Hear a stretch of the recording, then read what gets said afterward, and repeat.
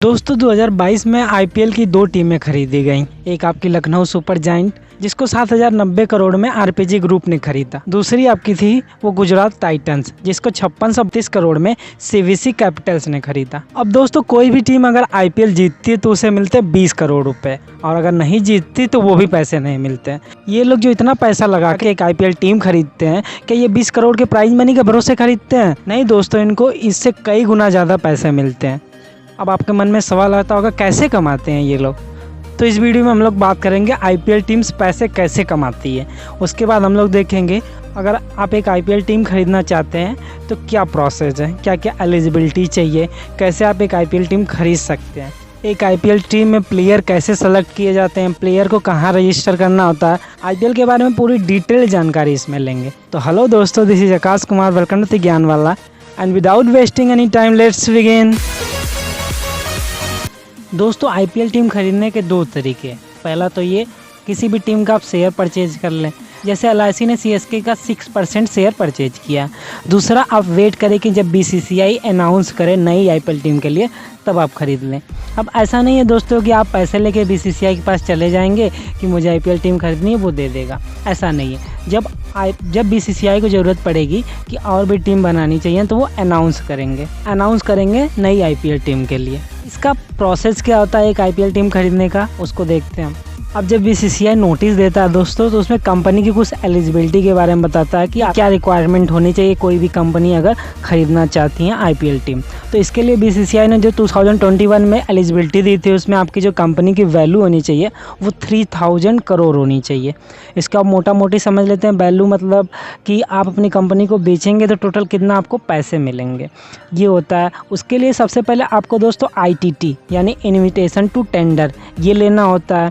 इसका जो प्राइस होता है दोस्तों वो 2021 में 10 लाख प्लस जीएसटी ये रखा गया था। अब इस प्राइस को देके आप आईटीटी लेते हैं, उसके बाद आप मेल करते हैं।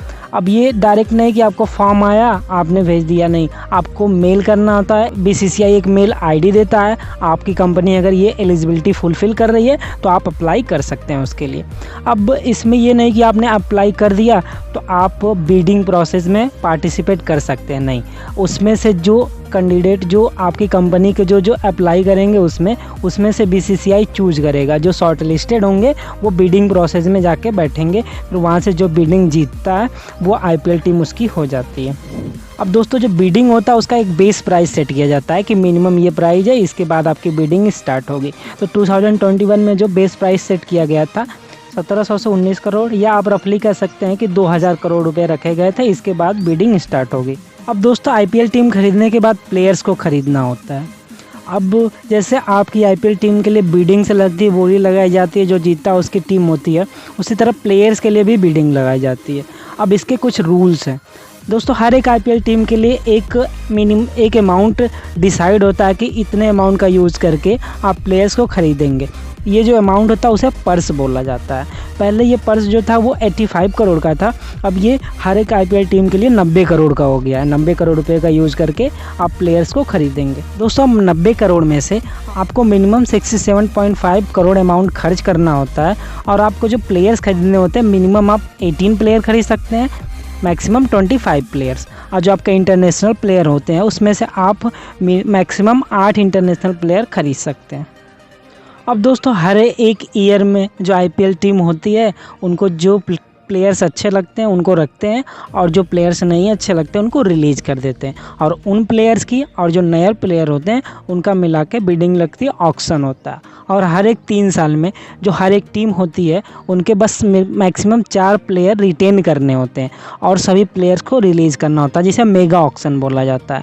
अब दोस्तों जो आपको 4 प्लेयर रिटेन करने हैं उसका कुछ अमाउंट लगेगा, वो कुछ पैसे लेंगे, तो उन सभी प्लेयर्स पे, चारों प्लेयर्स पे आप मैक्सिमम 90 करोड़ 2 करोड़ आप खर्च कर सकते हैं। उसके बाद जो बचेंगे उससे आप आईपीएल के प्लेयर खरीदेंगे।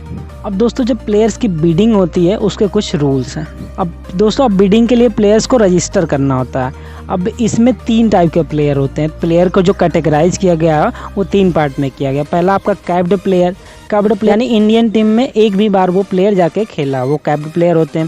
उसके बाद आपका इंटरनेशनल प्लेयर होते हैं। उसके बाद आपको होते हैं अनकैप्ड प्लेयर जो एक बार भी इंडियन टीम में नहीं खेले। अब दोस्तों ये नहीं कि कोई भी क्रिकेट का प्लेयर है वो जाके अपने आप को खुद से रजिस्टर कर लेगा, ये नहीं होता है। हर एक स्टेट एसोसिएशन जो होता है वहाँ का क्रिकेट बोर्ड स्टेट का, वहाँ पे जो प्लेयर्स होते हैं उनको चूज़ करके वो खुद रजिस्टर करते हैं। इसमें से लगभग हर एक ईयर में 1100 से 1500 प्लेयर चूज़ किए जाते हैं, जिसमें से 500 से 600 को शॉर्ट लिस्ट किया जाता है। उन पे फिर ऑक्शन होता है, फिर उन पे बिडिंग होती है। अब दोस्तों हर एक प्लेयर का एक बेस प्राइस सेट किया जाता है कि इस बेस प्राइस पे उसकी बोली लगनी स्टार्ट होगी। तो 20 से 2 करोड़ के बीच का आपका बेस प्राइस होता है, उसके बाद आपकी बिडिंग स्टार्ट होती है। अब दोस्तों 2022 में दो जो आईपीएल टीमें खरीदे गई हैं, एक 7,090 करोड़ में, एक 5625 करोड़ में। अब बीसीसीआई ने इनको बोला है कि आपको ये सब अमाउंट एक साथ नहीं पे करने हैं, आप इसका 10% हर एक ईयर पे कर सकते हैं। तो आप अगर लखनऊ का ले लें तो इसका 709 करोड़ रुपए उनको हर एक साल पे करने हैं अगले 10 साल तक। 709 करोड़ इन्हें बीसीसीआई को पे करने हैं हर एक ईयर में। उसके बाद प्लेयर्स को ख़रीदने में 90 करोड़, उसके बाद उनको ले जाने में, लाने में, टिकट खर्च, ये सब उनको रहने के लिए सब खर्च ये देख के तो हमारा वो 10,000 करोड़ रुपये साल में खर्च करने होंगे। इतना पैसा एक साल में खर्च करेंगे और आईपीएल जीतेंगे तो इनको 20 करोड़ रुपए मिलेंगे बस। तो दोस्तों कोई भी आईपीएल टीम इस 20 करोड़ रुपए के प्राइज मनी के भरोसे नहीं रहती है, जो उनको इससे कहीं ज़्यादा पैसे मिलते हैं। सबसे पहला जो उनको मेजर अमाउंट जहाँ से मिलता है वो आपका मीडिया राइट्स या ब्रॉडकास्टिंग राइट। दोस्तों जिस चैनल के पास ये राइट होते हैं वही चैनल आईपीएल दिखा सकता है। जैसे 2008 से 2017 तक ये राइट्स जो थे वो सोनी के पास थे। सोनी ने इसका जो टोटल अमाउंट बीसीसीआई को दिया था वो 8,200 करोड़ रुपए दिया था। और उसके बाद 2018 से 2022 तक ये राइट्स स्टार इंडिया के पास था। स्टार इंडिया ने इसके टोटल 16,347 करोड़ रुपए दिए थे। अब दोस्तों ये टोटल अमाउंट जो चैनल्स देते हैं इसका 50% बीसीसीआई के पास जाता है और 50% जो टीम होती है उनमें डिवाइड होता है। पहले ये होता था कि 80% टीम लेती थी, 20% बीसीसीआई, फिर ये बढ़ा के आगे अब 50% दोनों में डिवाइड हो गया। अब दोस्तों आप कहेंगे आईपीएल के लिए इतना खर्च चैनल्स क्यों करते हैं, उनको क्या फ़ायदा होता है? तो दोस्तों उनको बहुत प्रॉफिट उनको भी होता है। दोस्तों आईपीएल पूरे वर्ल्ड में इतना पॉपुलर हो गया है कि 2019 में जो आईपीएल को देखने वाले जो लोग थे वो 462 मिलियन लोगों ने देखा था। अब इतने लोग किसी एक चीज़ को एक बार देखेंगे तो इसमें जो ब्रांड्स होते हैं वो इन्वॉल्व हो जाते हैं। आप देखेंगे आईपीएल के बीच में तो 10 सेकंड का ऐड होता है, उसके वो लगभग 12 से 13 लाख रुपए देते हैं। अब एक मैच के लिए ये तो अच्छा, आप कहेंगे एक मैच के लिए इतना बहुत आपको कम लगेगा, लेकिन आप जो पूरे आईपीएल जो 2022 में चला वो 70 से 80 दिन चला है। तो इस टोटल में आप देख सकते हैं टोटल अमाउंट बहुत ज़्यादा हो जाता है, उनको बहुत प्रॉफिट होता है। अब दूसरा जो टीम को मिलता है पैसा वो आपका होता है टाइटल स्पॉन्सरशिप। अब देखें, आपने देखा होगा कि आईपीएल को सिर्फ आईपीएल नहीं बोला जाता DLF IPL, Vivo IPL, Pepsi IPL, अब 2022 में इसे बोला जाएगा टाटा आईपीएल। दोस्तों कंपनीज अपने नाम से आईपीएल को बुलाने के लिए बहुत सारे पैसे देती हैं। सबसे पहले देख लेते हैं 2018 से 2012 तक जो आपकी डीएलएफ आईपीएल बुलाया गया था उसके लिए डीएलएफ ने पर ईयर आईपीएल को 40 करोड़ रुपए दिए थे। उसके बाद 2013 से 2015 तक पेप्सी ने आईपीएल को 79.2 करोड़ पर ईयर दिया था पेप्सी आईपीएल बुलाने के लिए। उसके बाद 2016 से 2017 तक वीवो ने 100 करोड़ रुपए पर ईयर दिया था इनको वीवो आईपीएल बुलाने के लिए। उसके बाद 2018 से 2019 ने फिर एक साल के लिए फिर इसकी प्राइस बढ़ गई और वीवो ने 440 करोड़ रुपए दिया था पर ईयर। उसके बाद 2020 में ड्रीम 11 ने इसको 222 करोड़ रुपए दिए थे आईपीएल को ड्रीम 11 आईपीएल बुलाने के लिए। उसके बाद वीवो ने फिर 2021 में 440 करोड़ दिए थे। उसके बाद जब चाइना इंडिया कॉन्फ्लिक्ट के बाद अब 2022 से 2023 तक अगले 2 सालों तक उसकी स्पॉन्सरशिप टाटा ने ले ली है और अगले 2 सालों तक इसे पर ईयर 355 करोड़ रुपए में इसको लिया है। तो इतने ज़्यादा पैसे आपको आईपीएल की टाइटल स्पॉन्सरशिप से मिलते हैं। अब जी ये टाइटल स्पॉन्सरशिप से जो पैसा आता है इसका 60% बीसीसीआई लेती है और 40% में सभी टीम को डिवाइड होता है। तीसरा तरीका है दोस्तों, जिस ग्राउंड में मैच होता है उसका जो टिकट होता है वो होम टीम डिसाइड करती है। अब ये टिकट जो ऑन एन एवरेज बेचे जाते हैं वो आपके 5 करोड़ के बेचे जाते हैं। अब इसमें से जो होता है वो 80% आपका जो होम टीम होती है उसको मिलता है और 20% जो होता है वो स्टेडियम एसोसिएशन को मिलता है। दोस्तों जो प्लेयर की टी शर्ट होती है इस पर जो लोगो लगा होता है इसके लिए ब्रांड्स पैसे देते हैं।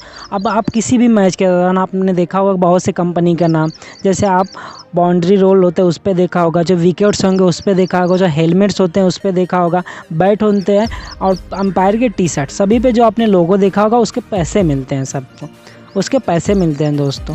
वो जो पैसा होता है वो टीम को जाता है। उसके बाद आपने देखा होगा सभी जो IPL जो प्लेयर्स होते हैं वो किसी भी अगर ऐड करते हैं किसी भी कंपनी का टीम की जर्सी पहन के, तो वो जो पैसा होता है वो आपको टीम के पास जाता है, टीम के ऑनर के पास जाता है दोस्तों। हर एक टीम की जो मर्चेंडाइज होती है, जैसे आपकी टीम के नाम की T shirt, bat, cap, cups, ऐसे करके जो भी चीज़ें मार्केट में बिकती हैं टीम के नाम की बिकती हैं, उसके भी जो पैसे होते हैं वो टीम के ऑनर के पास जाते हैं। इसके बाद दोस्तों लास्ट में जो आता है वो विनिंग अमाउंट।